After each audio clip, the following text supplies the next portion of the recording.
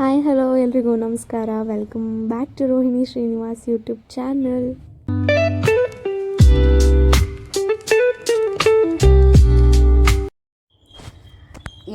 After the very long time ನಾನೊಂದು ವಿಡಿಯೋನ upload ಮಾಡ್ತಾ ಇದ್ದೀನಿ. ಹಾಗೆ ನನ್ನ previous first long format video ನೀವು ನೋಡಿದರೆ ನಾನು ಇದೇ ದೇವಸ್ಥಾನದಿಂದ ನನ್ನ ಫಸ್ಟ್ ಬ್ಲಾಗ್ನ ಸ್ಟಾರ್ಟ್ ಮಾಡಿರೋದು. ಯಾವ ದೇವಸ್ಥಾನ ಅಂದರೆ ಮಾಗಡಿ ರಂಗನಾಥ ಸ್ವಾಮಿ ದೇವಸ್ಥಾನ ಆಗಿರುತ್ತೆ ಅದು.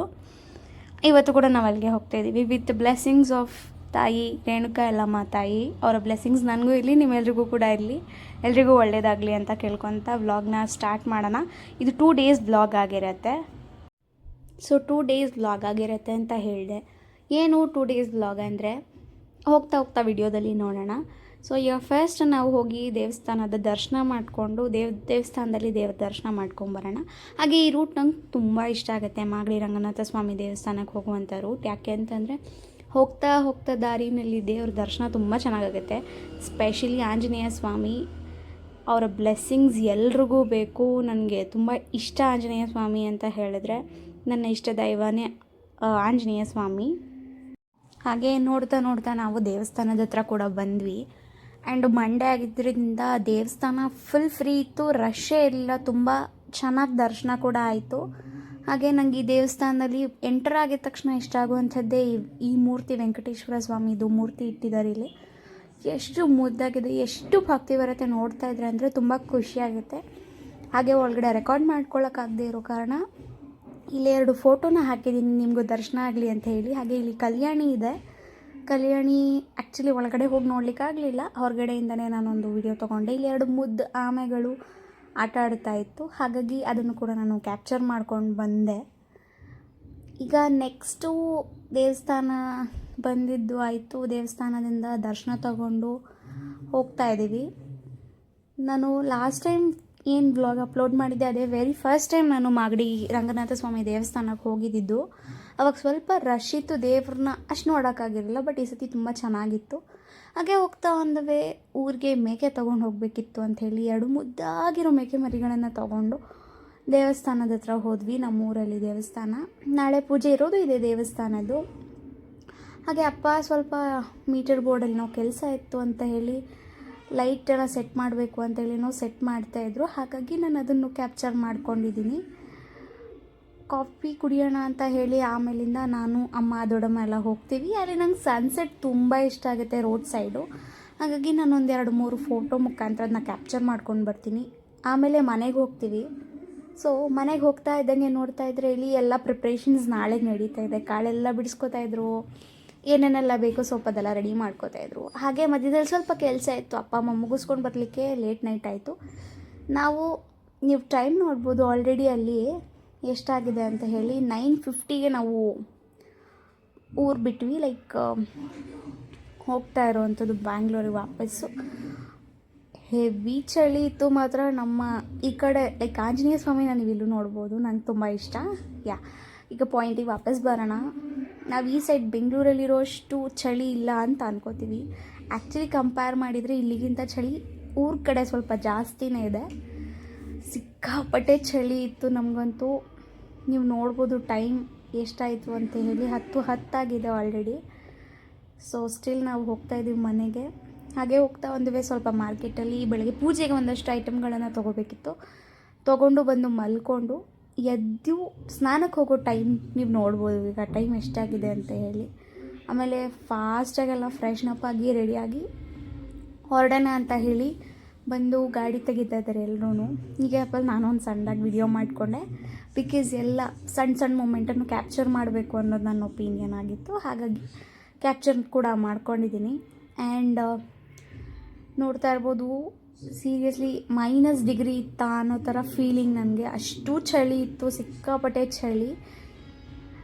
ಸೊ ಹಾಗೆ ಅಪ್ಪನ ಅಣ್ಣನೆಲ್ಲ ಕ್ಯಾಪ್ಚರ್ ಮಾಡಿಕೊಂಡು ಒಂದು ವಿಡಿಯೋ ಅವ್ರ ಜೊತೆ ತಗೊಂಡು ಪೋಸ್ಟ್ ಕೊಟ್ಕೊಂಡು ವಿಡಿಯೋಗೆ ಅಪ್ಪ ಬಂದು ಚಳಿ ಆಗ್ತಾಯಿದೆ, ಹಂಗಿದ್ರು ವಿಡಿಯೋ ಮಾಡ್ತಾಯಿದ್ಯಾ ಅಂತ ಕೇಳ್ತಾ ಇದ್ದಾರೆ. ಸೊ ಅದಕ್ಕೆ ನಗ್ತಾಯಿದ್ದೀನಿ ನಾನು. ಹಂಗಾಗಿ ಹೊರಟ್ವಿ. ಸರಿ ಸುಮಾರು ಕರೆಕ್ಟಾಗಿ ನಾವು ಹೊರಟಾಗ 4:32 ಆಗಿತ್ತು ಟೈಮು. ಸೊ ನೀವು ನೋಡ್ಬೋದು ಸಿಕ್ಕಾಪಟ್ಟೆ ಚಳಿ. ಹಾಗೆ ನನಗನ್ಸುತ್ತೆ ಲೈಟಾಗಿ ಸ್ನೋ ಆಗ್ತಿತ್ತು ಅಂತ. ಅಂದರೆ ಸ್ನೋ ಅಂದರೆ ಹಿಮ ಬೀಳುತ್ತೆ ಅಂತ ಹೇಳ್ತಾರಲ್ಲ ನಮ್ಮ ಕಡೆ, ಆ ಥರ ಸ್ನೋ. ಸೊ ಹೆವಿ ಚಳಿ. ಹೋಗೋ ದಾರಿನಲ್ಲಂತೂ ನಾವಂತೂ ಎಷ್ಟು ಸ್ಕಾರ್ಫ್, ಸ್ವೆಟರ್ ಎಲ್ಲ ಹಾಕ್ಕೊಂಡ್ರು ಅಷ್ಟೇ. ಆ್ಯಂಡ್ ಇದು ಒಂಥರ ಪೀಸ್ಫುಲ್ಲಾಗಿತ್ತು. ಲೈಕ್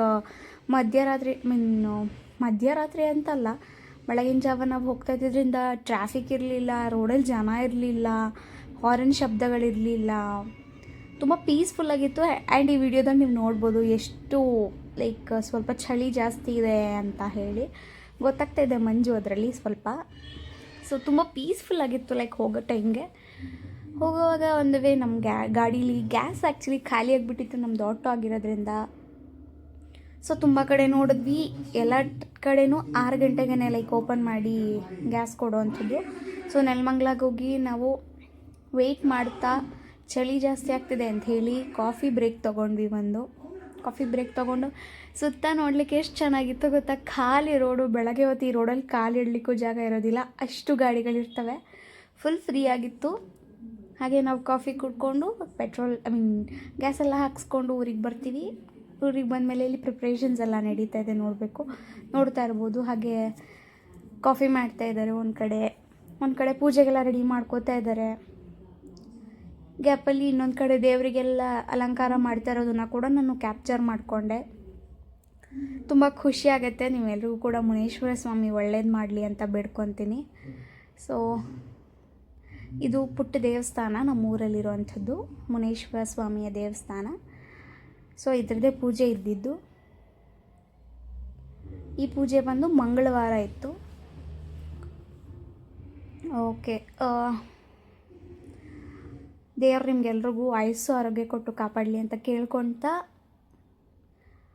ಇವಾಗ ನೆಕ್ಸ್ಟ್ ಹೋಗೋಣ. ಲೈಕ್ ಇದಾಗ್ತಾ ಇದ್ದಂಗೆ ಫುಲ್ ಚಳಿ ಇತ್ತು. ಆಮೇಲೆ ಬೇಗ ಬೆಳಗಿನ ಜಾವ ಆಗಲಿ ಅಂಥೇಳಿ ನಾವು ಯೋಚನೆ ಮಾಡ್ತಾ ಇದ್ವಿ. ನೋಡ್ತಾ ಇರ್ಬೋದು, ಒಂದೊಂದು ಹೂ ಹಾಕ್ತಾಯಿದ್ರು ದೇವ್ರ ಮೇಲೆ. ಆ ಲುಕ್ ತುಂಬ ಚೆನ್ನಾಗಿ ಬದಲಾಗ್ತಾ ಇದೆ. ದೇವರು ತುಂಬ ಚೆನ್ನಾಗಿ ಕಾಣಿಸ್ತಾ ಇದ್ದಾರೆ.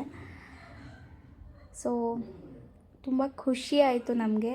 ಈ ಗ್ಯಾಪಲ್ಲಿ ನಾವು ತೊಗೊಂಬಂದಿದ್ದ ಮೇಕೆ ಜೊತೆಗೆ ನಮ್ಮ ಊರಲ್ಲಿ ಇದ್ದಿದ್ದಂಥ ಮೇಕೆಗಳನ್ನು ನೋಡ್ಕೊಂಬರೋಣ ಅಂಥೇಳಿ ನಾನು ಹೋಗಿದ್ದೆ. ಹಾಗೆ ಮೇಕೆಗಳಂತೂ ತುಂಬ ಚೆನ್ನಾಗಿ ಆ್ಯಕ್ಟಿವ್ ಆಗಿ ಆಟಾಡ್ತಾ ಇದ್ವು.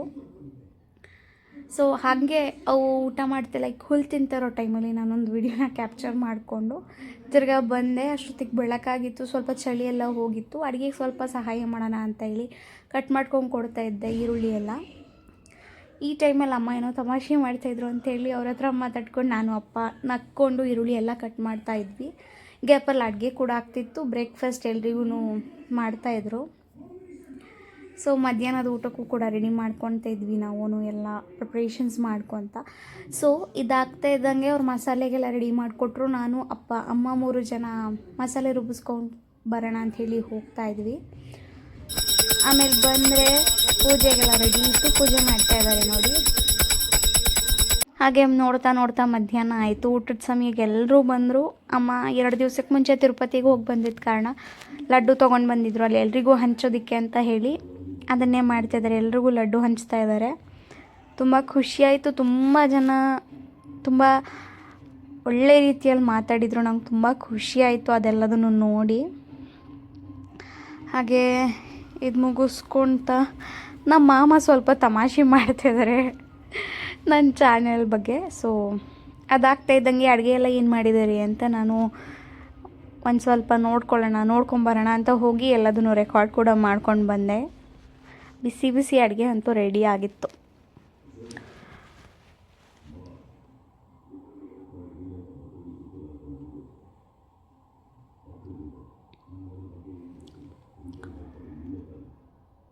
ಮುದ್ದೆ ಒಂದಿತ್ತು, ನಾನು ಅದನ್ನು ಕ್ಯಾಪ್ಚರ್ ಮಾಡ್ಕೊಳ್ಳಿಕ್ಕಾಗಲಿಲ್ಲ.